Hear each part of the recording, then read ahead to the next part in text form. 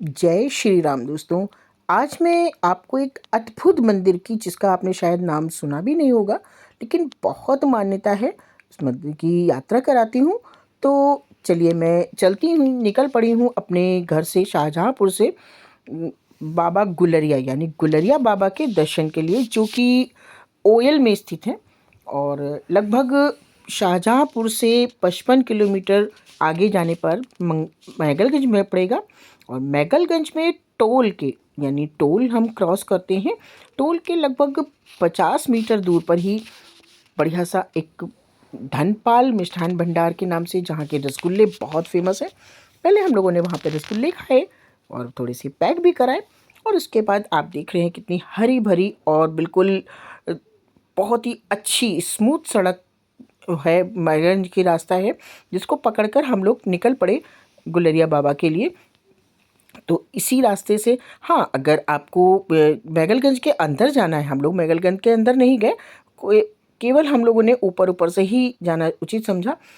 लगभग 12 या 15 किलोमीटर, जो कि बीच में हमने जंग बहादुरगंज मोहाली दोनों चीज़ें छोड़ दी। और उसके बाद ओवर ब्रिज से ही हम लोगों ने, तब अब ये देखिए रास्ता आप देख रहे होंगे, एक ऊपर की ओर जा रही है। अगर आपको सीतापुर जाना है तो आप इस रास्ते से जा सकते, लेकिन हमें सीतापुर नहीं जाना है, क्योंकि सीतापुर पड़ जाता है यहाँ से लगभग 50 किलोमीटर से सीतापुर पड़ जाता है। और सीतापुर से 50 किलोमीटर के आसपास पड़ जाता है ओयल, तो वो काफ़ी दूर पड़ जाएगा। तो हम लोगों ने मोहाली की रास्ता तय की, जो नीचे से है, आपने देखी होगी, दो रास्ता आई थी।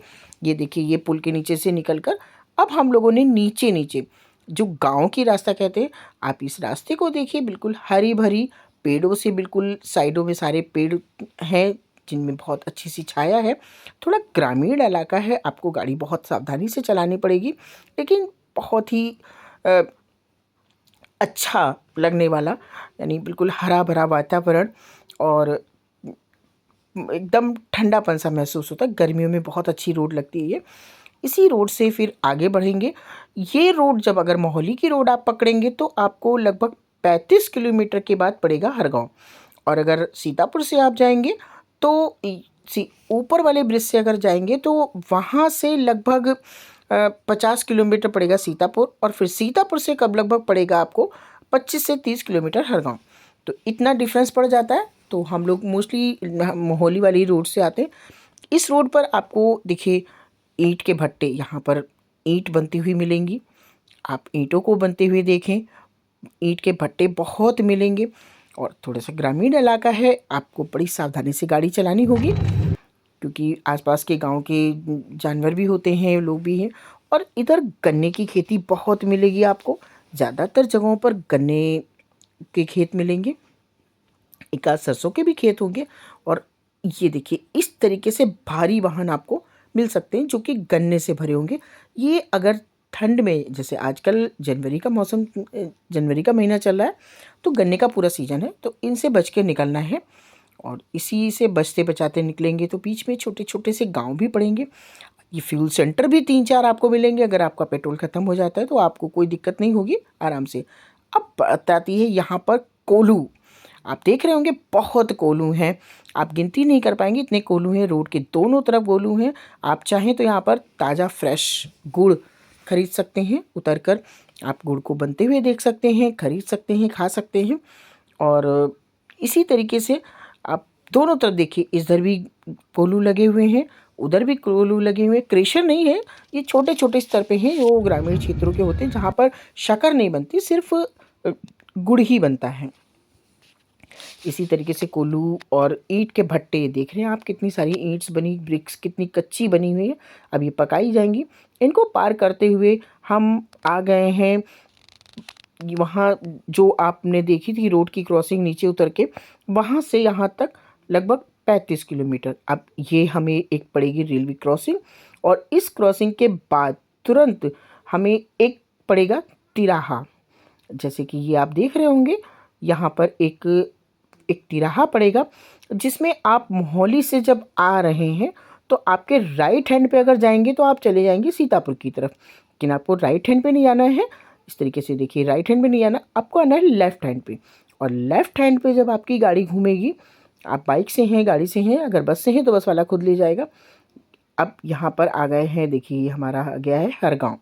ये कस्बा है और अच्छा है। ये अवध शुगर मिल का के नाम से जाना जाता है। कहा जाता है कि बिरला जी ने अपनी पहली शुगर मिल की स्थापना यहीं अवध शुगर मिल ही की थी। तो इस तरीके से ये हरगांव को क्रॉस करते हुए ये हमारा आ गया है रेलवे स्टेशन। रेलवे स्टेशन के बाद से हम लोग निकलते हुए आगे बढ़ेंगे और लगभग 2 किलोमीटर बाद ये पड़ गई हमारी अवध शुगर मिल, जो कि बहुत बड़ी एरिया में है, काफ़ी लंबा परिसर है इसका। उसके बारे में हम कोई भी गिनती आंकड़न नहीं हो सकता है। ये रही अवध शुगर मिल का मेन गेट और इसको क्रॉस करते हुए लगभग 4 या 5 किलोमीटर की परिसर में ये हमारी अवध शुगर मिल बनी हुई है, जहाँ पर बैलगाड़ियाँ और गन्ने की आपको भरमार मिलेगी। चारों तरफ से बैल, गन्ने और यहाँ पर थोड़ी थोड़ी सी स्मेल भी आती होगी आपको, जो कि शीरे की स्मेल होती है। तो इस तरीके से देखिए ये कितने सारे बैल आपको दिख रहे होंगे, कितने गन्ने। इस रोड को क्रॉस करते करते फिर हमें एक मिल गया ओवरब्रिज और ओवरब्रिज में अब फिर वही कोई गांव की हटो बचो नहीं, आराम से निकलेंगे। और ये देखिए बीच बीच में आपको बोर्ड मिल जाएंगे, अगर कन्फ्यूज़न हो रहा है तो आप बोर्ड देखें, आपको काफ़ी हेल्प मिल जाएगी और आप उन बोर्ड को देखते हुए आगे बढ़ जाएं। आगे लगभग हम चलेंगे 12 से 13-14 किलोमीटर। देखिए ये हमारा परिसर शुरू हो गया है ओयल का। 12-13 किलोमीटर के बाद पड़ जाए, हरगांव से 12-13 किलोमीटर के बाद पड़ जाएगा ओयल। ये ओयल है जो कि मेरा पैतृक स्थान है। यहाँ पर मेरे पापा बाबा सभी रहते थे और आज के टाइम पर लखीमपुर के एमएलसी अनूप गुप्ता मेरे भाई हैं, वो यहाँ पर रहते भी हैं अभी। और ये हमारा ओयल का परिसर चालू हो गया है और यहाँ पर मेढक मंदिर बहुत ही फेमस है। देखिए इस तरीके से यहाँ पर ये गेट पड़ेगा अभी। अब थोड़ा सा आगे बढ़ेंगे, जो कि हमारे मेढक मंदिर का जो द्वार है, ये देखिए ये मेढक मंदिर द्वार है। इस रोड से जब जाएंगे तो मेढक मंदिर के लिए जाएंगे। कभी मौका लगा तो आपको मेढक मंदिर की भी यात्रा कराएंगे और उसको हम नहीं जाते हैं उधर, आगे निकलते हैं। और आगे निकलने के बाद ये पड़ जाते हैं एक जिंद बाबा, जो कि बहुत ही फेमस है और बहुत पुराने हैं। लोगों की मान्यताएं भी पूरी होती हैं और काफ़ी भीड़ आती है। और उसके बाद इनको भी हट छोड़ते हुए हम लोग आगे बढ़ते हैं और लगभग 1.5 से 2 किलोमीटर आगे दौड़ निकलने पर ये देखिए शुरू हो गया है हमारा मेन प्रसिद्ध मंदिर गुलरिया बाबा का स्थान, जो कि इस तरीके से डिवाइडर को पार्क की तरह सजा रखा है। बहुत ही खूबसूरत लगता है। शाम के समय जब यहाँ लाइटनिंग होती है तो बहुत ही ज़्यादा खूबसूरत लगता है। और इस तरीके से हम लोगों ने डिवाइडर को क्रॉस करके फिर बैक आए हैं, क्योंकि इस तरफ से नहीं आ सकते थे। बैक आने के बाद ये देखिए बालाजी दरबार का बोर्ड भी लगा हुआ है और अब काफ़ी लंबा डिवाइडर पड़ जाता है। अगर आप हो सके तो आप यहीं से स्टार्टिंग से ही कट जाए तो इतना लंबा डिवाइडर नहीं जाना पड़ेगा, लेकिन हमें दिखाना था इसलिए मैं लंबा डिवाइडर क्रॉस कर रही हूँ। और इस लंबे डिवाइडर को क्रॉस करने के बाद जब गाड़ी बैक की है तो अब हम आ गए हैं अपने गुलरिया बाबा के स्थान पे। ये देखिए कितना सुंदर वातावरण है, कितना बढ़िया रमणीय स्थान लगता है। हालांकि रोड के किनारे है लेकिन बहुत अच्छा लगता है और यहाँ की मान्यता बहुत ज़्यादा है। जब हम लोग आए तो बस थोड़ा सा मन में अफसोस हुआ कि गेट बंद थे, अभी मंदिर के कपाट बंद थे। पंडित जी बोले कि अभी थोड़ा सा आपको इंतज़ार करना पड़ेगा। कोई नहीं, जब यहाँ तक आए हैं तो थोड़ा सा इंतज़ार करेंगे। ये देखिए हमारे बजरंगबली जी हैं जो भी इंतज़ार कर रहे हैं। और अब हम लोग थोड़ा सा इंतज़ार करेंगे क्योंकि यहाँ के आसपास का माहौल बहुत अच्छा है। खेत हैं, बहुत सुंदर वातावरण है, सेल्फ़ी लेने की बहुत अच्छी जगह है। आप वहाँ पर जाकर के अपनी सेल्फ़ीज़ भी ले सकते हैं। और ये देखिए बोर्ड लगा हुआ है श्री बालाजी दरबार करके, गुलरिया बाबा का, जो लखीमपुर रोड पर है, ओयल से थोड़ा सा आगे बढ़कर और लखीमपुर से पहले। और अगर सीतापुर से आएंगे तो लखीमपुर से पहले पड़ेगा और लखीमपुर से जाएंगे तो लखीमपुर के बाद पड़ेगा। इस तरीके से हमने भी थोड़ी एक आध सेल्फी ली, थोड़ा टाइम पास किया, बच्चों ने भी इंजॉय किया, बच्चे भी खेल रहे थे। हालांकि रोड के किनारे था, काफ़ी सावधानी बरतनी पड़ रही थी, लेकिन बहुत अच्छा लग रहा था। मौसम बहुत अच्छा था, गर्मी भी नहीं थी और ठंड भी नहीं थी। आज धूप भी निकली थी, तो काफ़ी एंजॉय किया। थोड़ी देर के बाद गेट कपाट खुल गए मंदिर के, और पंडित जी ने कहा कि ठीक है, अब आप लोग आकर के दर्शन कर सकते हैं। तो फिर हम लोग पहुंच गए हैं मंदिर के दर्शन के लिए, और अभी कपाट खुल ही रहे थे सारे। तो अब हम लोग मंदिर के अंदर प्रवेश करेंगे और फिर आपको हम दर्शन कराएंगे अपने बहुत ही प्रसिद्ध गुलरिया बाबा, जिनकी बहुत मान्यता है, और वहाँ के पंडित जी से भी आपकी बात कराएंगे। शीतल दर्शन कर रही हैं, भगवान को प्रसाद भी अर्पण कर दिया गया है। बजरंग बाबा, ये गुलरिया बाबा की क्या महत्ता है? दुर्गा मंदिर है, ये बालाजी का प्रसिद्ध मंदिर है। यहाँ पद यात्रा आती है, 2-2.5 लाख आदमी यहाँ आता है। अच्छा। ये अप्रैल में होता है, और 1 या 2 अप्रैल को शायद पड़ रहा है। अच्छा। लाखों की संख्या में लोग यहाँ पैदल आते हैं। 2 दिन के लिए रास्ता ब्लॉक कर दिया जाता है। अच्छा। और सारे लोग पैदल आते हैं। यहाँ की स्थापना कब हुई थी? आज से 30-35 साल पहले ये मंदिर बना हुआ था। इसके पहले दूसरा पुजारी था। 5 साल हमें हो गए यहाँ मंदिर का कार्य करते हुए। अच्छा।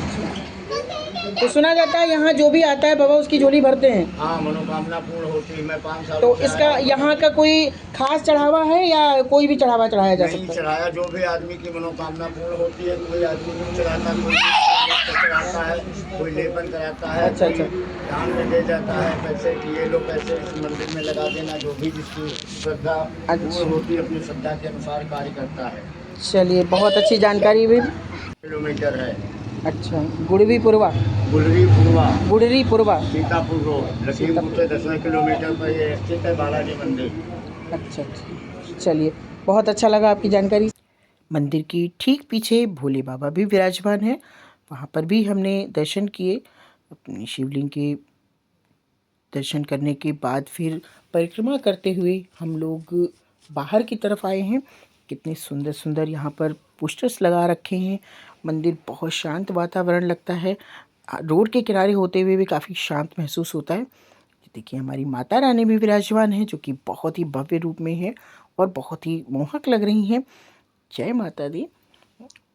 छोटा सा एक आश्रम भी बना हुआ है, जो कि यहाँ के पुजारियों के लिए है। यहाँ पर जब भंडारा होता है तो यहाँ पर व्यवस्थाएं कर दी जाती हैं, और आप स्थान देख ही रहेंगे कितना साफ सुथरा मनमोहक। आप वहाँ तक जाकर थक गए हों तो बस 2 किलोमीटर आगे लखीमपुर रोड पर जाने पर मानसरोवर एक जगह है, जहाँ पर आप जाकर नौका विहार कर सकते हैं और अपना पेट पूजा भी कर सकते हैं। रेस्टोरेंट में बैठकर आप खाना भी खा सकते हैं, और वहाँ बच्चों के एंजॉय के लिए बोट भी चल रही हैं, डक भी हैं। हमारे बच्चों ने तो बहुत एंजॉय किया। हम लोगों ने बैठकर वहाँ फिर लंच किया, और लंच करने के बाद वापसी हो रहे थे तो रोड के किनारे देखा कि भाई कुछ लोग वो कैथा, स्टार फ्रूट्स यानी कमरख, इमली सब लगाए बैठे थे। तो शीतल कहाँ मानने वाली, वो उतर गई, और फिर उन्होंने वहाँ पर से बीच से आप भी ले सकते हैं। आप जा कर के देखिए, कमरख है, स्टार फ्रूट जिसको कहते हैं, इमली, अमरूद और कैथा, सब चीज़ें बहुत देखने में बड़ी चटपटी लगती हैं, मुंह बड़ा खट्टा पट्टा हो जाता है। और सब चीज़ें खरीदी गई। खरीदने के बाद फिर हम लोग अपने वापस आ गए। आप भी जाएं और दर्शन करें।